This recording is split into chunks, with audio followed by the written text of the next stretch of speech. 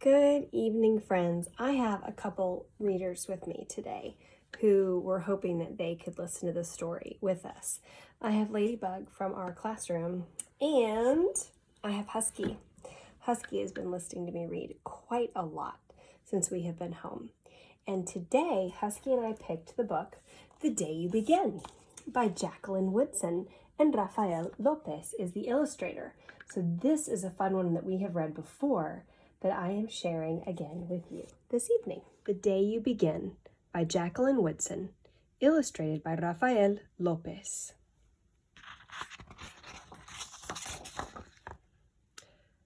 For Sia, Nell, and Josie, to Santiago, Moon Whisperer. If you were to write a book, who would you dedicate it to?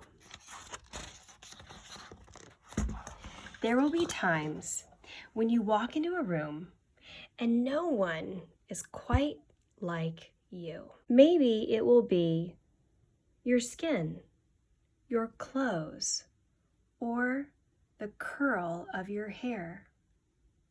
There will be times when no one understands the way words curl from your mouth, the beautiful language of the country you left behind. My name is Rigoberto. We just moved here from Venezuela. And because they don't understand, the classroom might fill with laughter until the teacher quiets everyone.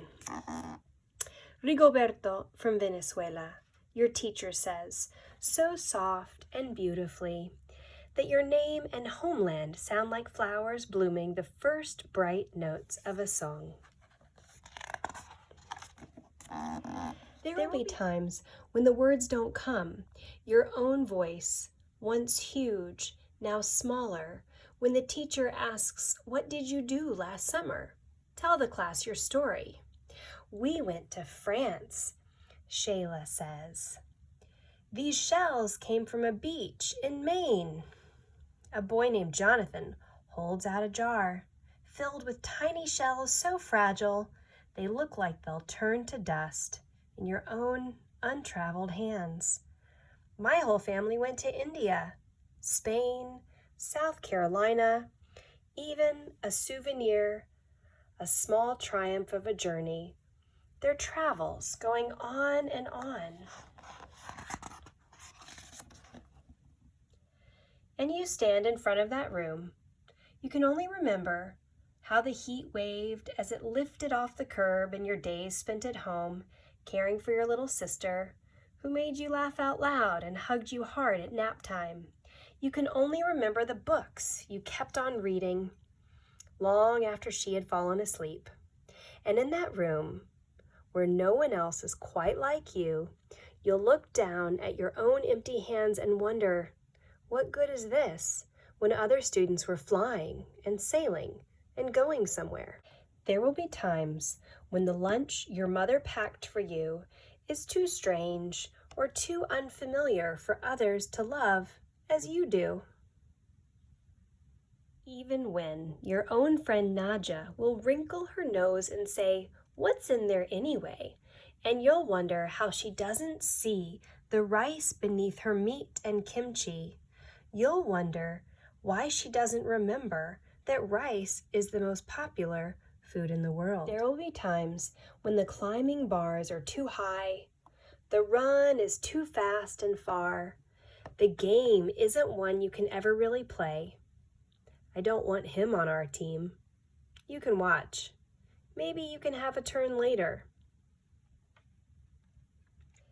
There will be times when the world feels like a place that you're standing all the way outside of.